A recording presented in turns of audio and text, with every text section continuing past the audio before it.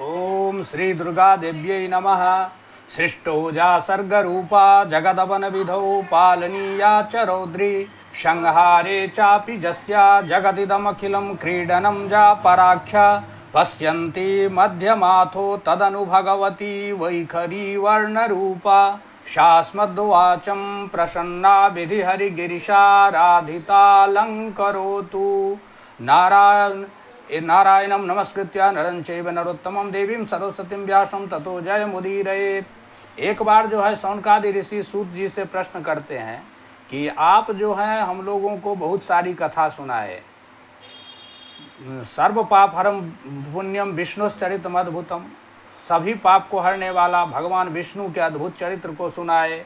अवतार कथोपेता, उनके अवतार कथा से युक्त भक्ति पूर्वक हम लोग सुने भी। शिवस्य चरितम दिव्यम भस्म रुद्राक्षयोस्तथा, महादेव के चरित्र और दिव्य चरित्र भस्म और रुद्राक्ष का महत्व, सेतिहासम च माहात्म्यम, उनका इतिहास और महात्म ये भी हम लोग आपके मुख से सुन चुके हैं। अधुना श्रोतुम इच्छाम पावनात् पावनम परम, आज हम लोग अभी इस समय आप लोगों आपसे सुनना चाहते हैं पावनात् परम पावनम, पवित्र से भी परम पवित्र, भुक्ति मुक्ति प्रदम, भुक्ति और मुक्ति को प्रदान करने वाला, अनायासीन अनायास बिना प्रयास के भुक्ति मुक्ति को प्रदान करने वाला, तत्वम ब्रूहि महाभागा जेन सिद्ध्यन्ति मानवा, जिस तत्व के द्वारा, उस तत्व को आप बताइए जिसके द्वारा मनुष्य जो है अनायास ही भुक्ति और मुक्ति को प्राप्त कर सके। कलावपि परम तत्व न विद्मा संशय अच्छेदम, क्योंकि इस कलयुग में आपके सिवा दूसरा कोई इस संशय को नष्ट करने वाला नहीं है।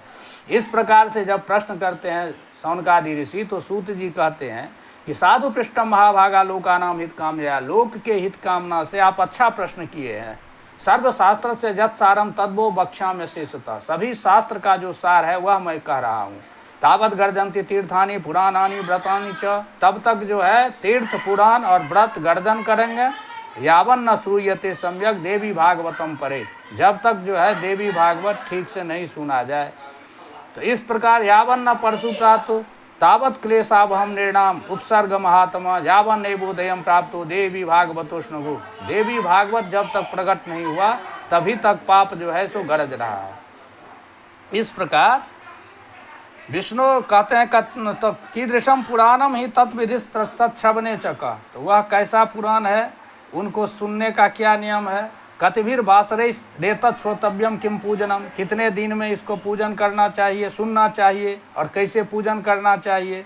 कैर मानव पुरुषोत्तम पूर्वम कास्कान कामा नवापनुयु, कौन कौन लोग जो है ये देवी भागवत सुने और कौन कौन कामना को प्राप्त किए, ये सब प्रश्न जो है सो कर रहे हैं शौनकादि ऋषि। तो कहते हैं विष्णुरंशो मुनिर्जाता सत्यवत्याम पराशरात, कहते हैं कि पराशर से सत्यवती में उत्पन्न विष्णु के अंश व्यास जी हुए, जो विभज्य वेदांश चतुरा शिष्यान अध्यापयत पुरा, वह प्राचीन समय में वेद को विभाग कर अपने शिष्यों को पढ़ाए। भ्रात्यानाम द्विजबंधु नाम, और वेदेशु अनधिकारी नाम, और वेद के जो अनधिकारी थे उनके लिए वे अष्टादश पुराणानि सकृत्वा, वह 18 पुराण का निर्माण किए। और भारताख्यान में च, और भारत आख्यान का भी निर्माण किए। ये सभी जो है वह मुझे सुनाए।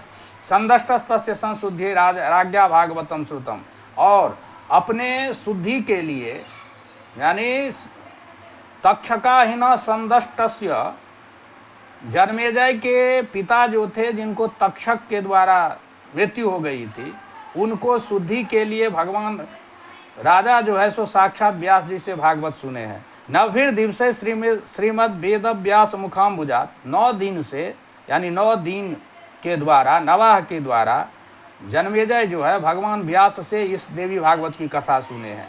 त्रैलोक्य मातरम देवीं पूजयित्वा विधानता, वह पहले विधि विधान पूर्वक त्रैलोक्य माता जगदम्बा की आराधना पूजन करते थे, और यह नवाह विधि से ये श्रीमद देवी भागवत सुने। व्यासम मुनि समभ्यर्च परम उदम अवाप, नवाह यज्ञ संपूर्ण, जब नवाह यज्ञ संपूर्ण हो गया तब जो है क्या कहते हैं कि वह जो है उनके पितुर दिव्याम गतिम राजा विलोक्य जन्मेजय, जन्मेजय जो है अपने पिता के दिव्य गति को देखकर व्यासम मुनिम समभ्यर्च, मैंने व्यास मुनि को जो है खूब पूजा अर्चना की और बड़ा प्रसन्न हुए। यानी जन्मेजय जी के पिताजी जो परीक्षित जी थे, जिनको तक्षक नाग जो है डस लिया था, जिससे उनकी मृत्यु हो गई थी। तो उनको नाग सर्प के दंश से मृत्यु होने के कारण उनकी जो है मुक्ति नहीं हो पाई थी। तो उनकी मुक्ति के लिए जन्मेजय जी व्यास जी से श्रीमद् देवी भागवत नवाह कथा सुनते हैं, और 9 दिन तक जब विधिवत जगदम्बा की पूजा करके और नवाह विधि से देवी भागवत कथा सुनते हैं, तो 9वें दिन जाकर के उनके पिताजी जो है सो दिव्य रूप को धारण करके और वहाँ प्रकट होते हैं, उनको देखते हैं जन्मेजय जी। तो यह देखकर वह प्रसन्न हो जाते हैं और जो है वह प्रसन्न होकर के व्यास जी की पूजा करते हैं। 18 पुराणा नाम मध्य सर्वोत्तमम परम, इसलिए 18 पुराणों में सर्वश्रेष्ठ है ये पुराण। देवी भागवतम नामा धर्मार्थ काम मोक्षदम, जो देवी भागवत इसका नाम है, और धर्म अर्थ काम और मोक्ष चारों पुरुषार्थ को प्रदान करने वाला है। ये शृण्वन्ति सदा भक्त्या तेव्या भागवतीम कथा तेषाम सिद्धिर न दूरस्था तस्मात् सेव्या सदा निर्भय। कहते हैं जो लोग भक्ति पूर्वक इस श्री देवी भागवत का श्रवण करते हैं, उसकी दुर्गति नहीं होती है। तेषाम सिद्धिर न दूरस्था तस्मात् सेव्या सदा निर्भय, और ऐसे लोगों से सिद्धि दूर नहीं हो पाती, यानी उनको सिद्धि मिल जाती है। इसलिए हमेशा जो है लोगों को देवी भागवत का श्रवण करना चाहिए। दिन मर्धम तदर्धम वा मुहूर्तम क्षणमेव वा जे शृण्वन्ति नरा भक्त्या न तेषाम दुर्गति क्वचित। कहते हैं दिन मर्धम चाहे आधा दिन, या तदर्धम आधा के भी आधा दिन, वा मुहूर्तम वा एक मुहूर्त, या क्षण में हुआ, जे नरा भक्त्या शृण्वन्ति, जो मनुष्य भक्ति पूर्वक देवी भागवत का श्रवण करते हैं, उनकी दुर्गति नहीं होती।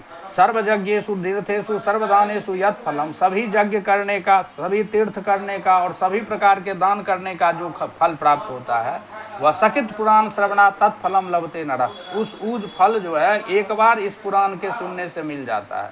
तो इसलिए पुराण श्रवणाद अन्यो विद्यते ना परो निर्णाम, पुराण श्रवण के अलावा अन्य कोई मनुष्य का श्रेष्ठ धर्म इससे अधिक नहीं है। धर्माचार विहीना नाम कला वल्पायुषाम निर्णाम व्यासो हिताय विदधे पुराणाक्षम सुधारसम। कहते हैं व्यास जी जो है धर्म आचार से विहीन इस कलयुग में अल्पायु मनुष्य के हित के लिए इस पुराण का निर्माण किए हैं। हाँ, इसलिए इसको सुनने का कहते हैं मासानाम नियमो नात्र दिनानाम नियमोपि न, ये मास का नियम नहीं है जो किस मास में हम सुने नहीं सुने, कि दिन का भी नियम नहीं है। सदा सेव्यम देवी भागवतम नरे, ये देवी भागवत जो है मनुष्य के द्वारा हमेशा सुनना चाहिए। आश्विने मधुमासे व तपोमासे शुचो तथा, या तो आश्विन मास में या चैत्र मास में, आषाढ़ में, माघ में, चतुर्षु नवरात्रेषु विशेषात फलदायकम। ये 4 जो नवरात्र है, आश्विन नवरात्र, वासंती नवरात्र, आषाढ़ी नवरात्र और माघी नवरात्र, इस चारों नवरात्र में सुनने से विशेष फल प्रदान देने वाला होता है। अतो नवाह यज्ञोयम सर्वास्मात् पुण्य कर्म ना, इसलिए नवाह यज्ञ जो है सभी पुण्य कर्म से फलाधिक प्रदान प्रोक्ता पुण्य प्रदो निर्णाम, फल अधिक प्रदान करने से ये जो है श्रेष्ठ कहा गया। अब कहते हैं ये कौन कौन पापी इसको सुनने से मुक्त होते हैं, तो जे दूर हृदय पाप रता विमूढ़ा मित्र द्रोहो वेद विनिंदका हिंसा रता नास्तिक मार्ग सकता नवाह यज्ञ न पुनंति ते कलो।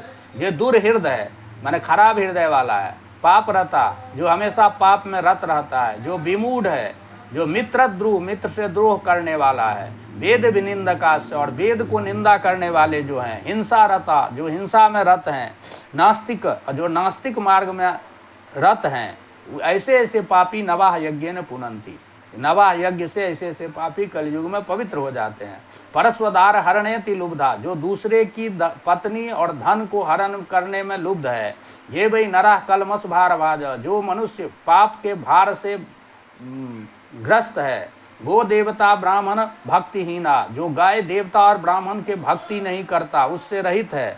ऐसे ऐसे पापी नवाह यज्ञ न भवंती शुद्धा, नवाह यज्ञ से शुद्ध हो जाता है। तपोभिरुग्रे बत तीर्थ सेवने, तपस्या से, उग्र तपस्या से, व्रत करने से, तीर्थ सेवन से, दान से, अनेक प्रकार के दान से, नियम से, यज्ञ से, हवन करने से, जप करने से यत् फलम न लभ्यते, यो फल नहीं प्राप्त होता है, वो फल नवाह यज्ञ न तदाप्यते निर्णाम, नवाह यज्ञ से मनुष्य जो है उस फल को प्राप्त कर जाते हैं।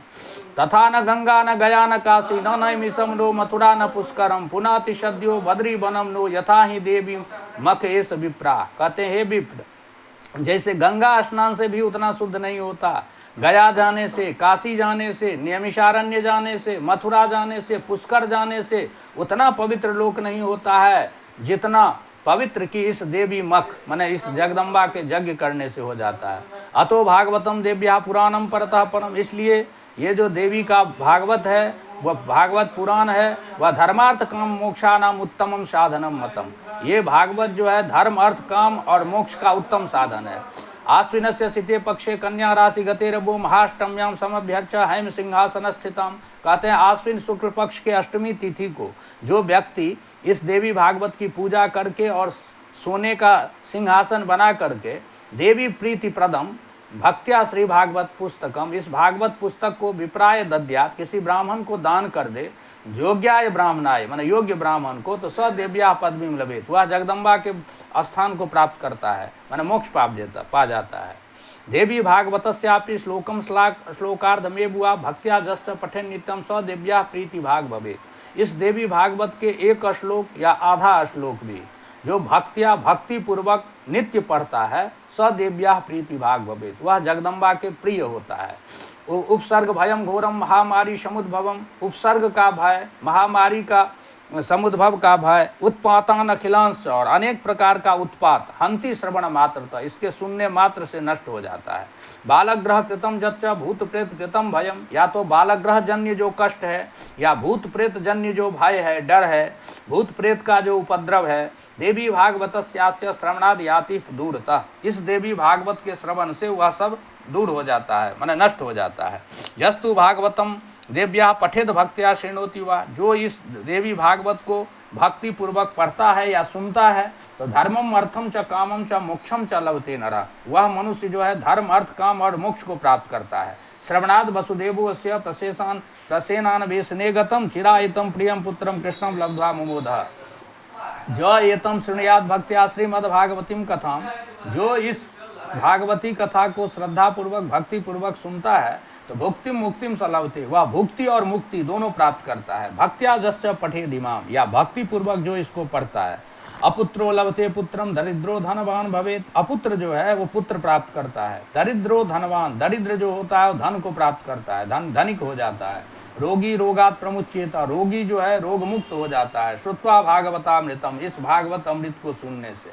बंध्या वा काक बंध्या वा मृत वत्सा चयांगना, जो बंध्या है स्त्री व काक बंध्या है, काक बंध्या में एक संतान जन्म देने वाली, वह मृत वत्सा या ऐसी स्त्री जिसका बच्चा तो होता है लेकिन मर जाता है, तो इस प्रकार का जो दोष है वो स्त्री यदि सुने तो देवी भागवतम श्रुत्वा लभेत पुत्रम चिरायुषम, तो इस देवी भागवत को सुनकर वह चिरंजीवी पुत्र को प्राप्त करता है। पूजितम जदगृहे नित्यम श्री भागवत पुस्तकम, केवल श्रीमद् भागवत के पुस्तक की पूजा ही प्रतिदिन जिसके घर में होता हो, तदगृहम तीर्थभूतम ही बस्ताम पापनाशकम, वह घर जो है तीर्थ के समान हो जाता है और उस घर में रहने वाले लोगों के पाप का नाश करता है। इसलिए देवी भागवत घर में रखकर उनकी पूजा करनी चाहिए। अष्टम्याम या चतुर्दश्याम नवम्याम भक्ति संयुता यह पठे छिन्नयादयापि सिद्धिम लभते पराम, अष्टमी व चतुर्दशी के दिन या नवमी के दिन भक्ति पूर्वक जो इसको सुनता है या पढ़ता है सल परम सिद्धिम लभते, वह परम सिद्धि को प्राप्त करता है। पठन द्विजो वेद विदग्ध नरीर भवेत, ब्राह्मण यदि इसका अध्ययन करे, पढ़े, पाठ करे तो वह वेद विद होता है, वेद विदों में अग्रणी माने वेद विद में श्रेष्ठ हो जाता है। बाहु प्रजातो धरणी पतिष्यात, और यदि क्षत्रिय इसका श्रवण करते हैं तो धरणीपति माने वह जो है राजा बनता है। वैश्य पठन वित्त समृद्धि मेति, वैश्य यदि इसका पाठ करता है वह वित्त और समृद्धि को प्राप्त करता है। शूद्रोपि शृण्वन स्वकुलोत्तम स्यात्, शूद्र यदि इसका श्रवण करे तो वह अपने कुल में श्रेष्ठ बन जाता है। इस प्रकार देवी भागवत के महात्म्य के विषय में कहा गया है। इसलिए इस देवी भागवत को इस चारों नवरात्र में हमेशा सुनना चाहिए, कम से कम इस चारों नवरात्र में अवश्य सुनना चाहिए।